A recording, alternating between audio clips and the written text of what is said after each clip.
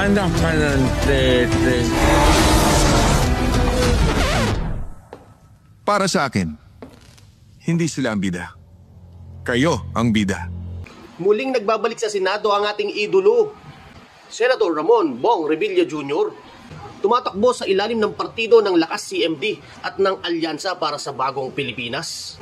Ang action man sa Senado na nagpasa ng mga batas gaya ng Motorcycle Helmet Act para sa seguridad ng mga mananakay ng motorsiklo, Cybercrime Prevention Act laban sa mga gumagamit at umaabuso ng social media platforms, Expanded Centenarian Act para sa mga mahal nating senior citizens, No Permit, No Exam Prohibition Act para naman sa mga estudyante, at Kabalikat sa Pagtuturo Act na tulong naman para sa ating mga teachers. Sa kanyang mga pelikula, palaging siya ang bida.